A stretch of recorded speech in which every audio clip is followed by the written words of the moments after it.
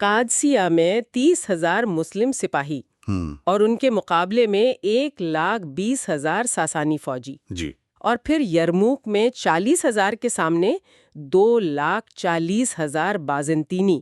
ہوں یہ اعداد و شمار مطلب یقین کرنا مشکل ہے۔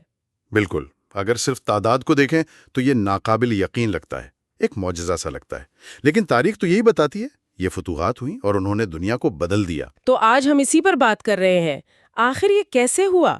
وہ کیا وجہ تھی کہ شروع کی مسلم افواج جو تعداد میں اتنی کم تھیں، وہ اس وقت کی سپر پاورز ساسانی اور بازنطینی سلطنتوں پر غالب آ گئیں؟ دیکھیں، یہ سمجھنا بہت ضروری ہے کہ جنگیں صرف گنتی سے نہیں جیتی جاتی۔ یہاں معاملہ مقدار کا تھا ہی نہیں، یہ معیار کا تھا۔ معیار؟ کس قسم کا معیار؟ غیر معمولی قیادت، ایک بہت مؤثر لچکدار فوجی حکمت عملی جسے ڈاکٹرائن کہتے ہیں، اور سب سے بڑھ کر وہ ایمان جس نے فوج کو جوڑ کر رکھا، پورا ضم رکھا۔ تو آج اس تفصیلی جائزے میں ہم انہی ذرائع کو دیکھ رہے ہیں جو ابتدائی مسلم فوجی حکمت عملی اور ان حیران کن فتوحات کے بارے میں بتاتے ہیں۔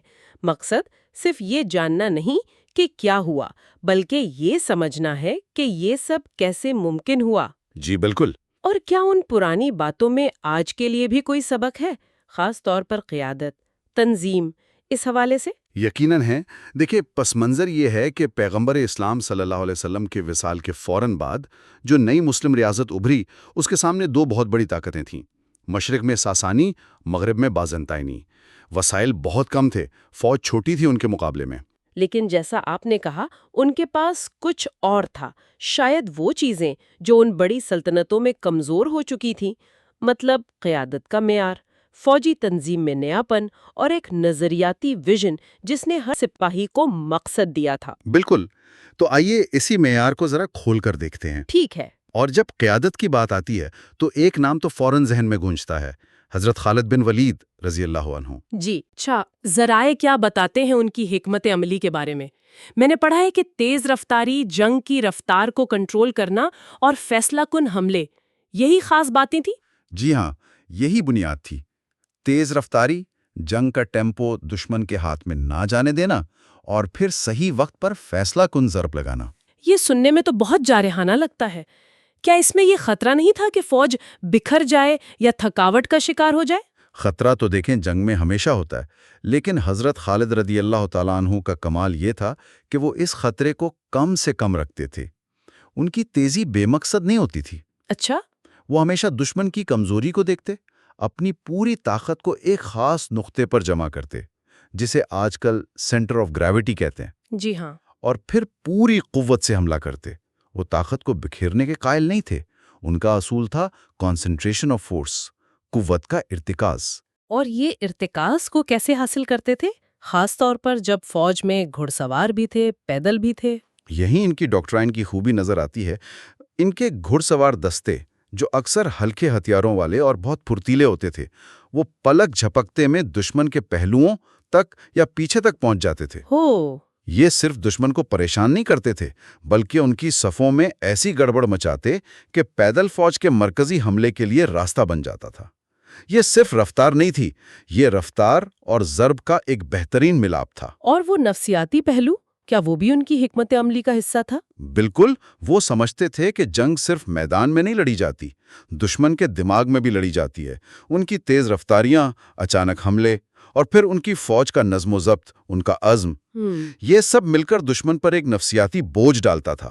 انہیں لگتا تھا کہ یہ کوئی عام فوج نہیں ہے جس سے وہ لڑ رہے ہیں، یہ ایک ایسی قوت ہے جو لڑنا بھی جانتی ہے اور مرنا بھی۔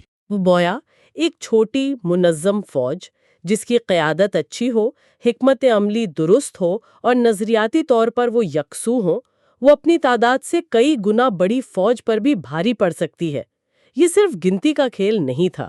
بالکل یہی نقطہ ہے، یہ قیادت کا کمال تھا جو کم وسائل سے غیر معمولی نتائج نکال سکتا تھا۔ یہ صرف کوالٹی اوور کوانٹٹی کا نعرہ نہیں تھا، یہ اس کی عملی شکل تھی۔ چلیں اب ان اصولوں کو ذرا میدان جنگ میں دیکھتے ہیں۔ پہلی مثال، جنگ قادسیہ 636 عیسوی، 30,000 مسلمان، 1,20,000 ساسانی، ایک مقابلہ 4 کا تناسب۔ یہاں یہ اصول کیسے کام آئے؟ قادسیہ میں کئی چیزیں تھیں۔ سب سے پہلے تو میدان کا انتخاب۔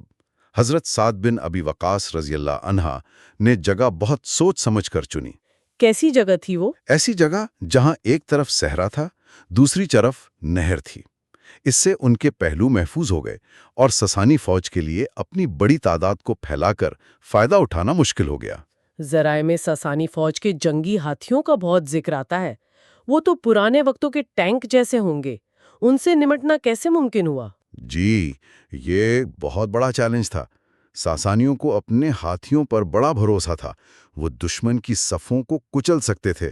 مسلمانوں نے اس کا توڑ نکالا کئی طریقوں سے۔ مثلاً ایک تو یہ کہ جو ماہر تیر انداز تھے انہوں نے خاص طور پر ہاتھیوں کی آنکھوں اور سونڈوں کو نشانہ بنایا تاکہ وہ بدحواس ہو جائیں۔ اچھا، دوسرے، کچھ بہت بہادر سپاہی آگے بڑھے اور انہوں نے ہاتھیوں کے پاؤں یا سونڈے کاٹنے کی کوشش کی۔ اور وہ اونٹوں والی بات وہ کیا تھی؟ ہاں، وہ بڑی دلچسپ چال تھی۔ مسلمانوں نے اپنے اونٹوں پر بڑے بڑے ہودج ڈالے، انہیں عجیب سے کپڑوں اور گھنٹیوں سے سجایا، ایک ڈراؤنی سی شکل بنا دی۔ اچھا، جب ان اونٹوں کو ہاتھیوں کے سامنے لائے تو ساساری گھوڑے جو ان سے مانوس نہیں تھے وہ بدک کر بھاگنے لگے۔ اوہو، اس سے ان کی اپنی صفوں میں افراتفری پھیل گئی۔ یہ بالکل آؤٹ آف دا باکس سوچ تھی۔ ایک اور چیز جو میں نے پڑھی وہ تھی ریزرو فوج کا استعمال، یعنی وہ فوجی جو پیچھے محفوظ رکھے جاتے ہیں۔ قادسیہ میں اس کی کیا اہمیت تھی؟ ریزرو کا جنگ میں بہت اہم کردار ہوتا ہے۔ یہ تازہ دم دستے ہوتے ہیں جنہیں کمانڈر بالکل نازک موقع پر استعمال کرتا ہے، یا تو دشمن کا حملہ روکنے کے لیے یا پھر خود فیصلہ کن حملہ کرنے کے لیے۔ قادسیہ تو کئی دن چلی تھی نا؟ جی ہاں، کئی دن جاری رہی۔ حضرت سعد بن ابی وقاص رضی اللہ تعالیٰ عنہ نے اپنے ریزرو دستوں کو، جن میں شام سے کچھ نئے فوجی بھی آئے تھے، بالکل صحیح نازک موقعوں پر میدان میں اتارا۔ ان تازہ دم فوجیوں نے نہ صرف تھکے ہوئے محاذوں کو سہارا دیا بلکہ کئی بار جنگ کا نقشہ بدلنے میں اہم کردار ادا کیا۔ اچھا، ایک اور بات، ذرائع یہ بھی کہتے ہیں کہ مسلم کمانڈ میں اتحاد تھا جبکہ ساسانی قیادت میں کچھ اندرونی مسئلے تھے۔ کیا یہ سچ ہے؟ مسئلے شاید نہ کہیں، لیکن پیچیدگیاں ضرور تھیں۔ ساسانی سلطنت بہت پرانی، بہت بڑی بیوروکریسی تھی۔ فوج میں بھی مختلف جرنیل تھے، درباری دھڑے تھے، ان میں اختیارات کی کشمکش، حسد، یہ چیزیں تھیں۔ ان کے کمانڈر رستم فروخزاد قابل ضرور تھے، لیکن ان پر دربار کا، دوسرے امیروں کا دباؤ بھی تھا۔ اس کے مقابلے میں مسلم فوج کی کمانڈ اگرچہ حضرت سعد رضی اللہ تعالیٰ عنہ کے پاس تھی، لیکن سب ایک واضح مقصد کے تحت کام کر رہے تھے۔ فیصلے جلدی ہوتے تھے، ان پر عمل بھی زیادہ مؤثر طریقے سے ہوتا تھا۔ اور وہ بات جو بار بار آتی ہے، سپاہیوں کا حوصلہ، ان کا جذبہ، وہ جانتے تھے کہ وہ کیوں لڑ رہے ہیں۔ اس کا کتنا اثر تھا؟ اس کا اثر شاید سب سے زیادہ تھا۔ یہ صرف نوکری پیشہ سپاہی نہیں تھے جو تنخواہ کے لیے لڑ رہے ہوں۔ ان کے سامنے ایک واضح مقصد تھا، وہ اپنے عقیدے کے لیے لڑ رہے تھے۔ جی، یہ جذبہ انہیں غیر معمولی ہمت دیتا تھا۔ شدید زخمی ہو کر بھی لڑتے رہنا، موت سامنے دیکھ کر بھی ڈٹے رہنا، یہی وہ چیزیں تھیں جو تعداد کم ہونے کے باوجود انہیں ایک زبردست جنگجو قوت بناتی تھی۔ تو جنگ قادسیہ کا نتیجہ ساسانی فوج کی شکست، ان کے کمانڈر رستم کی ہلاکت اور عراق کا بڑا حصہ مسلمانوں کے پاس آ گیا۔ واقعی معیار نے مقدار کو شکست دی۔ بالکل، قادسیہ نے یہ دکھایا کہ جنگ صرف گنتی کا کھیل نہیں، بہتر حکمت عملی، صحیح میدان کا انتخاب، دشمن کی خاص طاقت جیسے ہاتھی کا توڑ، ریزرو کا ٹھیک استعمال، متحد قیادت اور سب سے بڑھ کر فوج کا بلند حوصلہ اور نظریاتی پختگی۔ قادسیہ کے بعد اسی سال 636 عیسوی میں دوسرا بڑا معرکہ ہوا بزنطینی سلطنت کے خلاف، جنگ یرموک۔ یہاں تو صورتحال اور بھی ڈرامائی تھی۔ 40,000 مسلمان مقابلہ تقریباً 2,40,000 بازنطینی اور ان کے اتحادی۔ جی ہاں، یہ تو ایک کے مقابلے میں 6 کا تناسب بنتا ہے۔ جی ہاں، یرموک عددی لحاظ سے شاید قادسیہ سے بھی بڑا چیلنج تھا۔ بازنطینی سلطنت کی فوج بہت منظم، بہت تجربے کار تھی۔ ان کے پاس بھاری ہتھیار تھے، بہترین گھڑ سوار فوج تھی اور کمانڈر بھی تجربے کار تھے۔ یہاں مسلم فوج کی کمانڈ کیسی تھی؟ قادسیہ کی طرح ایک ہی کمانڈر کے پاس تھی یا مختلف تھی؟ یہاں کمانڈ تقسیم تھی۔ سپریم کمانڈر تو حضرت ابو عبیدہ بن جراح رضی اللہ عنہ تھے، لیکن ان کے نیچے کئی مشہور کمانڈر تھے: عمر بن العاص، شرابیل بن حسنہ، یزید بن ابی سفیان اور خود حضرت خالد بن ولید رضی اللہ عنہم بھی۔ اچھا، حضرت خالد بھی وہیں تھے؟ جی، وہ پہلے سپریم کمانڈر تھے شام میں، لیکن اب حضرت ابو عبیدہ کے ماتحت ایک کور کمانڈر کے طور پر لڑ رہے تھے۔ تو یہ کمان کی تقسیم یہ کمزوری نہیں بن سکتی تھی؟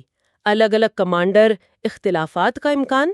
بن سکتی تھی نظریاتی طور پر، لیکن یہاں کمال یہ تھا کہ مقصد کا اتحاد قائم رہا۔ حضرت ابو عبیدہ بہت نیک اور سلجھے ہوئے انسان تھے۔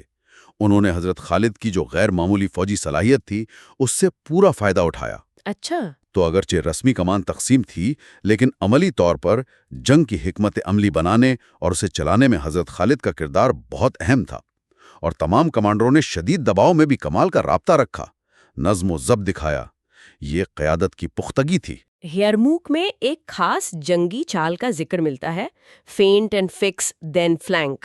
یہ کیا تکنیک تھی؟ کیسے کام کرتی تھی؟ یہ ایک کلاسیکی فوجی چال ہے، آج بھی استعمال ہوتی ہے۔ فینٹ کا مطلب ہے دھوکہ دینا، الجھانا۔ آپ دشمن کو دکھانے کے لیے ایک طرف کمزور سا حملہ کرتے ہیں۔ فکس کا مطلب ہے کہ اس حملے یا دباؤ سے دشمن کی فوج کا ایک بڑا حصہ وہیں مصروف ہو جائے، الجھ جائے، رک جائے۔ صحیح۔ جب دشمن کا ایک بڑا حصہ ایک طرف فکس ہو گیا تو پھر آپ فلینک کرتے ہیں، یعنی اس کے کمزور پہلو سے یا پیچھے سے ایک بھرپور فیصلہ کن حملہ کرتے ہیں۔ تو یرموک میں یہ کیسے استعمال ہوئی؟ کوئی مثال؟ تفصیلات تو مختلف روایات میں تھوڑی مختلف ہیں، لیکن عام تصویر یہ بنتی ہے کہ جنگ کے دوران مسلمانوں نے بازنطینی فوج کے مرکز پر یا کسی ایک سائٹ پر بہت دباؤ ڈالا۔ یہ انہیں فکس کرنے کی کوشش تھی۔ ٹھیک ہے۔ جب بازنطینی فوج اپنی ساری توجہ اور طاقت ادھر لگا رہی تھی، عین اسی وقت حضرت خالد رضی اللہ کی قیادت میں مسلم گھڑ سواروں نے، جو شاید ریزرو میں تھے یا تیزی سے جگہ بدل کر آئے تھے، بازنطینی فوج کے دوسرے کمزور پہلو پر ایک تباہ کن حملہ کر دیا۔ اچھا۔ اس حملے نے بازنطینی فوجی صفوں کو چیر دیا اور ان میں بھگدڑ مچ گئی۔ یعنی دشمن کی بڑی تعداد کو اسی کے خلاف استعمال کیا، اسے ایک جگہ الجھا کر دوسری جگہ سے مارا۔ یہ تو بڑی ذہانت کی بات ہے۔ بالکل، اس سے دشمن اپنی پوری طاقت کو صحیح طرح استعمال ہی نہیں کر پاتا۔ اس کی بڑی تعداد اس کے لیے بوجھ بن جاتی ہے۔ لاجسٹکس کا، یعنی فوج کی ضروریات پوری کرنے کا، اور نظم و ضبط کا بھی یرموک میں بڑا کردار بتایا جاتا ہے۔ بازنطینی فوج تو بہت بڑی تھی، ان کی سپلائی کا کیا ہوا؟ یہ بہت اہم نقطہ ہے۔ مسلم افواج نسبتاً ہلکی تھیں، ان کی ضرورتیں کم تھیں۔ وہ صحرائی علاقوں میں رہنے اور چلنے کے عادی تھے، ان کی سپلائی لائن چھوٹی تھی، اور مقامی آبادی سے بھی کچھ مدد مل جاتی تھی، جو اکثر بازنطینی حکومت سے خوش نہیں تھی۔ اچھا۔ دوسری طرف بازنطینی فوج ایک بہت بڑی مشین تھی۔ اسے کھانا، پانی، اسلحہ بہت زیادہ مقدار میں چاہیے تھا۔ ان کی سپلائی لائنیں لمبی تھیں، غیر محفوظ تھیں، خاص طور پر جب جنگ لمبی ہو جائے۔ اور یرموک کی جنگ بھی تو کئی دن چلی تھی۔ جی ہاں، تو وقت گزرنے کے ساتھ ساتھ بازنطینی فوج پر لاجسٹکس کا دباؤ بڑھتا گیا۔ اور نظم و ضبط، کیا مشترکہ عقیدے نے یہاں بھی اہم کردار ادا کیا؟ یقیناً، بازنطینی فوج میں مختلف قوموں کے لوگ تھے، ان میں شاید وہ نظریاتی جوش نہیں تھا جو مسلم فوج میں تھا۔ مسلم سپاہی ایک عقیدہ، ایک مقصد کے لیے لڑ رہے تھے۔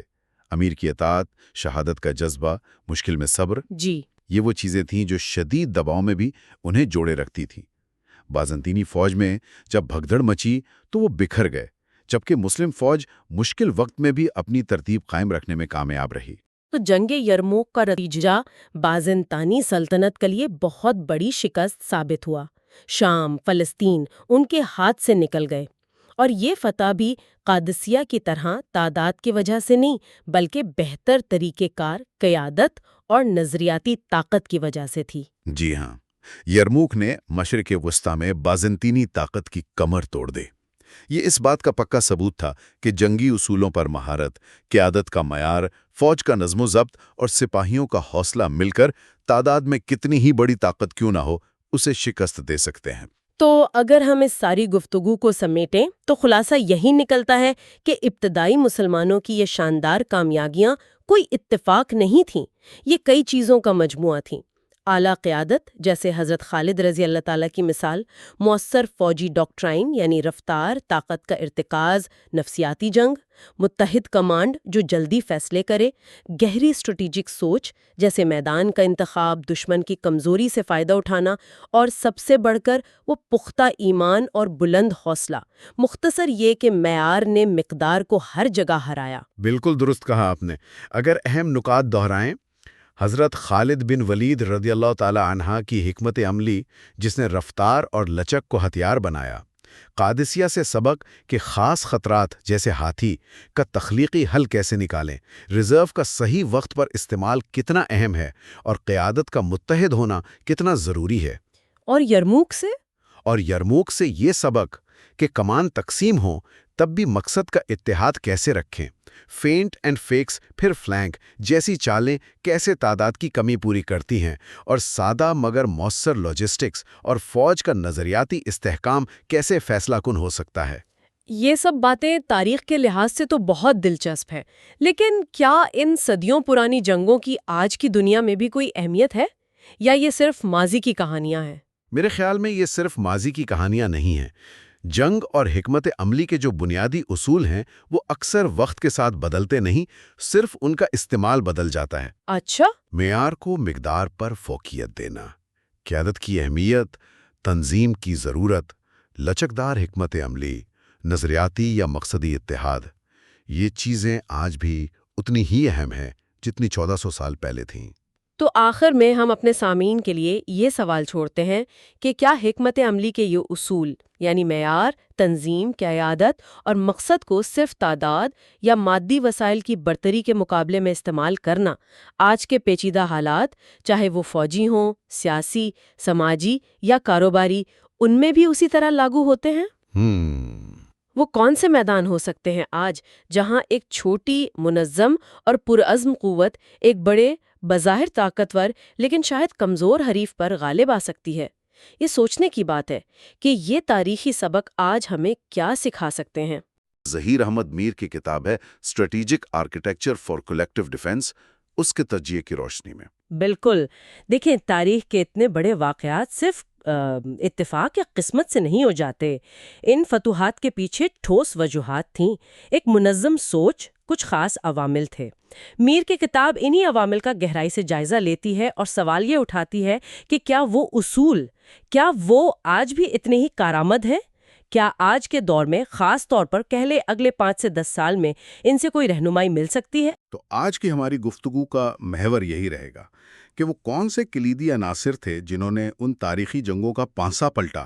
ہم ظہیر احمد میر کی کتاب کی مدد سے ان 5 بنیادی عوامل کا تجزیہ کریں گے، ان کی آج کے دور سے مطابقت پر بھی بات ہوگی، اور یہ بھی دیکھیں گے کہ یہ جو حال میں پاکستان سعودی دفاعی معاہدہ سامنے آیا ہے، کیا یہ اسی تاریخی تسلسل کی کوئی کڑی ہے؟ اور آخر میں یہ کتاب ان نظریات کو ایک عملی شکل، ایک اسٹریٹجک آرکیٹیکچر میں کیسے ڈالتی ہے؟ تو چلیں اس دلچسپ موضوع کی گہرائی میں اترتے ہیں۔ جی بالکل، یہ سمجھنا ضروری ہے کہ کتاب ان جنگوں کو صرف فوجی تاریخ کے واقعات کے طور پر نہیں دیکھتی، بلکہ انہیں ایک کامیاب ماڈل یا کہہ لیں ایک فارمولے کے طور پر پیش کرتی ہے۔ اس فارمولے کے 5 بنیادی اجزاء ہیں یا ستون کہہ لیں، جن پر یہ کامیابیاں کھڑی تھیں۔ ٹھیک ہے، اچھا، تو آئیے ان 5 ستونوں کو ایک ایک کر کے دیکھتے ہیں۔ پہلا ستون کیا تھا؟ پہلا اور شاید سب سے اہم ستون وہ تھا اعلیٰ قیادت، سپیریئر لیڈرشپ۔ بالکل، یہ صرف بہادری یا ذاتی شجاعت نہیں تھی، اس سے کہیں بڑھ کر تھی۔ بالکل، اس سے مراد وہ بصیرت افروز، فیصلہ کن قیادت تھی جو مشکل ترین حالات میں بھی صحیح وقت پر صحیح فیصلے کر سکے، جیسے حضرت خالد بن ولید رضی اللہ تعالی عنہ کی قیادت۔ وہ عراق سے شام تک کا صحرائی سفر اتنی تیز رفتاری سے، ہاں وہ تو حیران کن تھا۔ جی، یا پھر یرموک میں رومی فوج کے عین مرکز پر وہ فیصلہ کن حملہ، یہ صرف جنگی چالیں نہیں تھیں، یہ غیر معمولی اسٹریٹجک ویژن اور قیادت کی صلاحیت تھی۔ یہ وہ قیادت تھی جو نہ صرف جنگ جیتنا جانتی تھی بلکہ جنگ کا نقشہ بدلنا جانتی تھی۔ بالکل، یعنی ایسی قیادت جو صرف لڑنا نہیں جانتی بلکہ پوری صورتحال کو سمجھ کر بروقت فیصلے کر کے جنگ کا رخ موڑ دے۔ اچھا، اور دوسرا آنسر کیا تھا؟ دوسرا عنصر تھا ڈاکٹرین میں جدت، ڈاکٹرینل انوویشن، مطلب جنگ لڑنے کے نظریات اور طریقوں میں نیاپن۔ اس دور کی مسلم افواج نے روایتی طریقوں سے ہٹ کر جو رومی اور فارسی استعمال کرتے تھے وہ بڑے جامد تھے۔ انہوں نے لچکدار، تیز رفتار اور غیر متوقع حکمت عملیاں اپنائیں، جیسے کرو فر کی حکمت عملی، تیزی سے حملہ کرنا اور پھر پیچھے ہٹ جانا، یا دشمن کی فوج کو الگ الگ کر کے شکست دینا، یا وہ موبائل گارڈ کا استعمال یرموک میں حضرت خالد بن ولید رضی اللہ تعالیٰ عنہ نے کیا۔ وہ کسی بھی کمزور پڑتے محاذ پر فوراً پہنچ کر مدد فراہم کرتا تھا۔ یہ اس وقت کی بڑی بھاری بھرکم فوجوں کے لیے بالکل نئی چیزیں تھیں، پریشان کن تھیں۔ انہوں نے جنگ کے اصول ہی بدل دیے۔ یہ واقعی دلچسپ ہے، یعنی صرف بہتر طریقے سے نہیں لڑے بلکہ لڑنے کا طریقہ ہی نیا ایجاد کر لیا۔ تو یہ جدت صرف حکمت عملی تک تھی یا تنظیم میں بھی تھی؟ یہ ہمیں تیسرے نقطے پر لاتا ہے۔ بالکل، تیسرا اہم ستون تھا بہتر تنظیم اور تربیت، سپیریئر آرگنائزیشن اینڈ ٹریننگ۔ دیکھیں، صرف تعداد کافی نہیں ہوتی۔ ان ابتدائی مسلم افواج کی کامیابی کی ایک بڑی وجہ ان کا اعلیٰ نظم و ضبط، بہترین تربیت تھی اور ایک منظم اکائی کے طور پر لڑنے کی صلاحیت۔ مطلب پروفیشنلزم؟ جی، پروفیشنلزم۔ سپاہیوں کو صرف ہتھیار چلانا نہیں سکھایا جاتا تھا، انہیں سخت حالات میں ڈسپلن رکھنا، کمانڈر کے حکم پر فوراً عمل کرنا اور مختلف یونٹس کے ساتھ مل کر مربوط انداز میں کارروائی کرنا سکھایا جاتا تھا۔ ان کی ٹریننگ سخت تھی، حقیقت پسندانہ، جو انہیں میدان جنگ کی مشکلات کے لیے تیار کرتی تھی۔ صحیح۔ یہ پیشہ ورانہ مہارت اس دور کی بہت سی بڑی فوجوں میں بھی کم نظر آتی تھی، جہاں اکثر فوجی بھرتی یا جاگیرداری نظام پر انحصار ہوتا تھا۔ تو گویا ایک چھوٹی لیکن زیادہ پیشہ ور اور منظم فوج ایک بڑی لیکن کم منظم فوج پر بھاری پڑ سکتی ہے۔ یہ نقطہ تو آج بھی اتنا ہی اہم لگتا ہے۔ اچھا، چوتھا عنصر تھا ٹیمپو اور لاجسٹکس کی بڑھتری، superior tempo and logistics. Tempo, اس سے کیا مراد ہے؟ ٹیمپو سے مراد ہے جنگ کی رفتار کو کنٹرول کرنے کی صلاحیت، یعنی دشمن پر اپنی مرضی کی رفتار مسلط کرنا، اسے رد عمل کا موقع ہی نہ دینا۔ اچھا۔ ابتدائی مسلم افواج اپنی تیز رفتاری، اپنی نقل و حرکت کی وجہ سے مشہور تھیں۔ وہ دشمن کے اندازوں سے کہیں زیادہ تیزی سے سفر کر سکتی تھیں، اچانک حملہ کر سکتی تھیں اور پھر تیزی سے پوزیشن بدل سکتی تھیں۔ اور اس سب کے لیے لاجسٹکس؟ بالکل، اس تیز رفتاری کو برقرار رکھنے کے لیے ایک مؤثر لاجسٹک سسٹم یعنی رسد کی فراہمی کا نظام بہت ضروری تھا۔ کم سامان کے ساتھ تیزی سے حرکت کرنا، مقامی وسائل کو استعمال کرنا، سپلائی لائنز کو محفوظ رکھنا، یہ سب کلیدی تھا۔ قادسیہ اور یرموک جیسی لمبی مہمات میں تو یہ لاجسٹکس کی برتری فیصلہ کن ثابت ہوئی۔ یعنی جنگ صرف میدان میں نہیں لڑی جاتی، بلکہ میدان تک پہنچنا، وہاں ٹکنا اور دشمن سے پہلے حرکت کرنا یہ بھی اتنا ہی اہم ہے۔ یہ ٹیمپو کا تصور واقعی بہت اہم ہے۔ اور پانچواں اور آخری ستون؟ پانچواں اور شاید ان سب کو جوڑنے والا عنصر وہ تھا نظریاتی و اخلاقی اتحاد، آئیڈیالوجیکل اینڈ مورل کوہیژن۔ یہ افواج صرف زمین یا مال غنیمت کے لیے نہیں لڑ رہی تھیں، ان کے پاس ایک مضبوط مشترکہ مقصد تھا، ایک نظریہ تھا جس پر ان کا پختہ یقین تھا۔ اس نظریے نے انہیں ایک غیر معمولی اخلاقی قوت، حوصلہ اور اتحاد بخشا۔ یہ یقین کہ وہ ایک اعلیٰ مقصد کے لیے لڑ رہے ہیں، یہ انہیں موت کے خوف سے بے نیاز کرتا تھا اور مشکل ترین حالات میں بھی ثابت قدم رکھتا تھا۔ تو یہ وہ سافٹ ویئر تھا؟ بالکل، یہ وہ سافٹ ویئر تھا جس نے ان کے ہارڈ ویئر یعنی فوجی صلاحیت کو کئی گنا بڑھا دیا۔ یہ وہ جذبہ تھا جس نے تعداد کی کمی کو پورا کیا اور انہیں اپنے سے کئی بڑی طاقتوں کے سامنے کھڑے ہونے کی ہمت دی۔ تو گویا یہ 5 عناصر، اعلیٰ قیادت، جدید ڈاکٹرائن، بہتر تنظیم و تربیت، تیز رفتار ٹیمپو اور لاجسٹکس اور مضبوط نظریاتی اور اخلاقی اتحاد، یہ مل کر ایک قابلیت کا فارمولہ بناتے ہیں، کیپیبلٹی فارمولہ، جو صرف میدان جنگ کی چالیں نہیں تھیں بلکہ ایک پورا نظام تھا جس نے کامیابی کو ممکن بنایا۔ بالکل، اور یہاں سب سے دلچسپ بات یہ ہے کہ کتاب یہ دلیل دیتی ہے کہ یہ فارمولہ صرف 1400 سال پہلے کے لیے نہیں تھا۔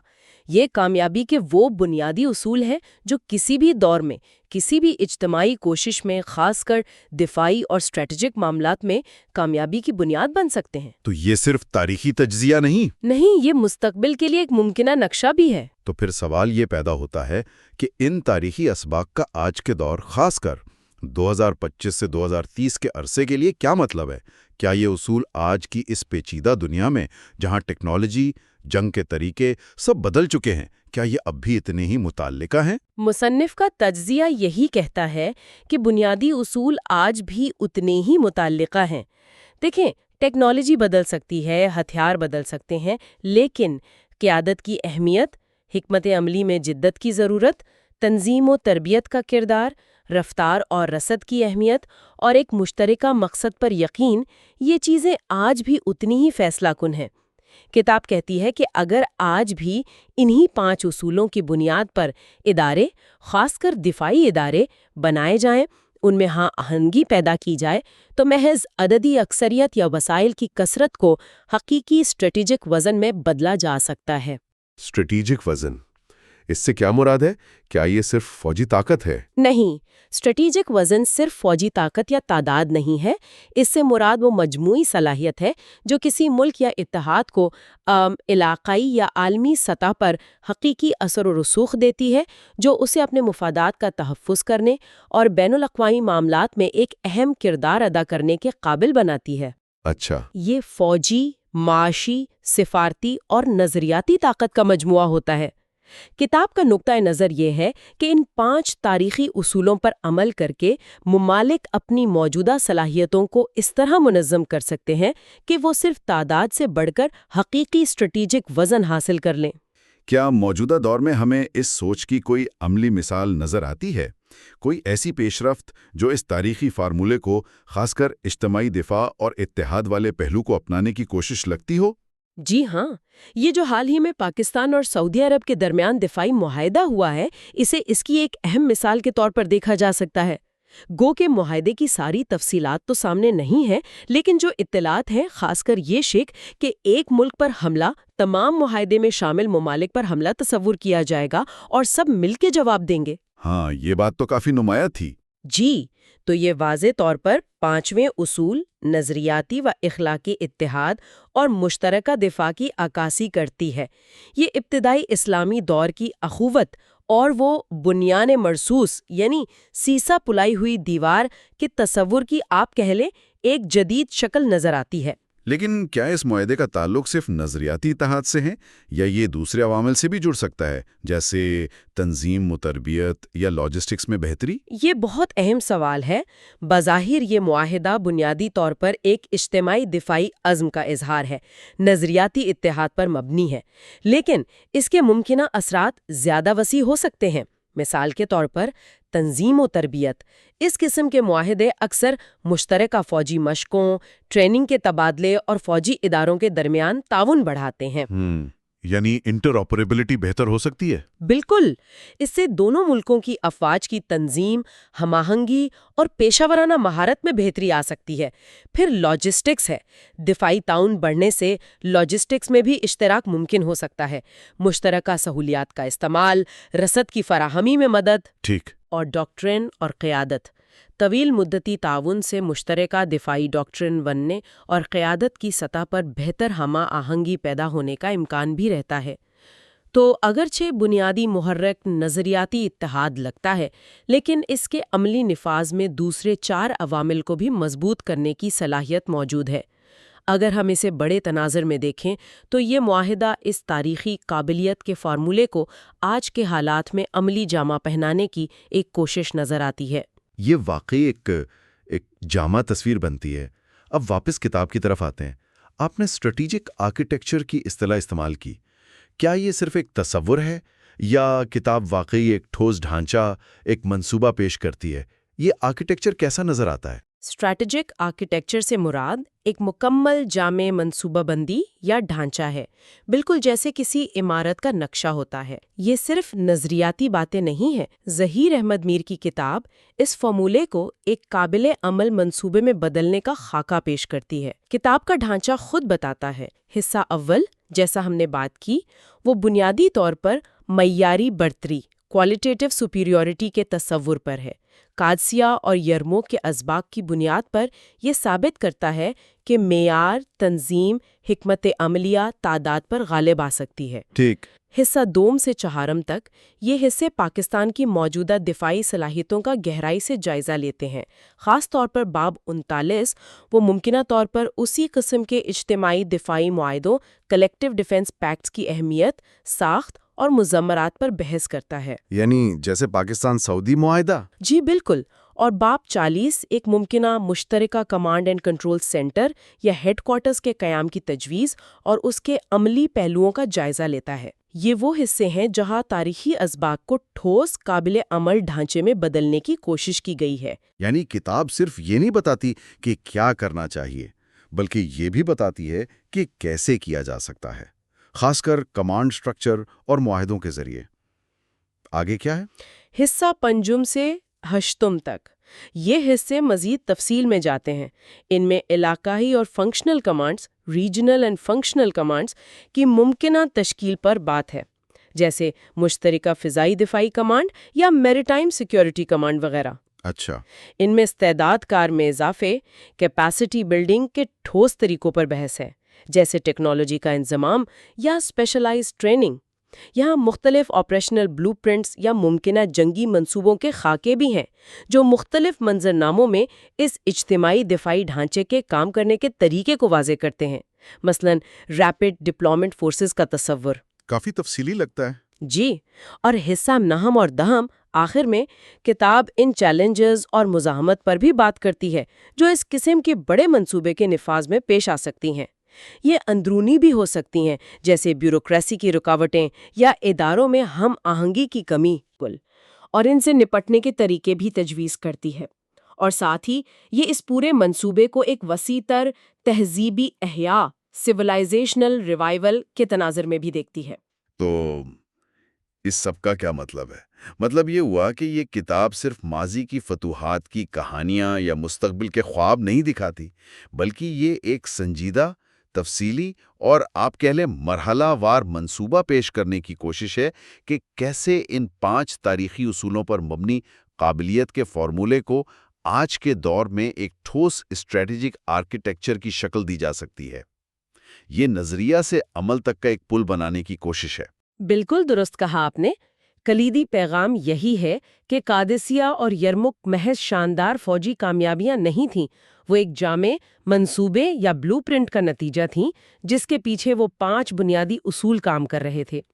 ان سے یہ لازوال سبق ملتا ہے کہ جب اعلیٰ قیادت، جدید اور مؤثر ڈاکٹرائن، بہترین تنظیم و تربیت، لاجسٹکس اور ٹیمپو میں بڑھتری، اور سب سے بڑھ کر ایک مضبوط نظریاتی اور اخلاقی اتحاد اور ایمان، جب یہ سب یکجا ہو جائیں تو تعداد کی کمی معنی نہیں رکھتی۔ بالکل، تو کم تعداد اور بظاہر کم وسائل بھی نہ صرف بڑی طاقتوں کا مقابلہ کر سکتے ہیں بلکہ ان پر فیصلہ کن فتح بھی حاصل کر سکتے ہیں۔ یہ فارمولہ آج بھی اتنا ہی طاقتور ثابت ہو سکتا ہے اگر اسے صحیح طریقے سے سمجھا جائے اور نافذ کیا جائے۔ تو حتمی سوچ یہ بنتی ہے کہ اگر ماضی کی ان کامیابیوں سے واقعی رہنمائی لینی ہے تو صرف ان کا جشن منانا کافی نہیں، ضرورت اس بات کی ہے کہ اس اسٹریٹجک آرکیٹیکچر یا ڈھانچے کو جو ان 5 بنیادی اصولوں پر قائم تھا، آج کے تقاضوں کے مطابق اثر نو تعمیر کیا جائے۔ یہ صرف ماضی کی یاد دہانی نہیں بلکہ مستقبل کی تعمیر کا ایک ممکنہ راستہ ہے۔ اور شاید آج کے دور میں سب سے بڑا چیلنج یہ ہو سکتا ہے کہ ان 5 عناصر میں سے کس عنصر کو دوبارہ زندہ کرنا سب سے مشکل ہے؟ کیا وہ قیادت ہے، نظریاتی اتحاد ہے، یا پھر جدید دور کے تقاضوں کے مطابق ڈاکٹرین میں جدت لانا؟ یہ وہ سوال ہے جس پر غور کرنا بہت ضروری ہے۔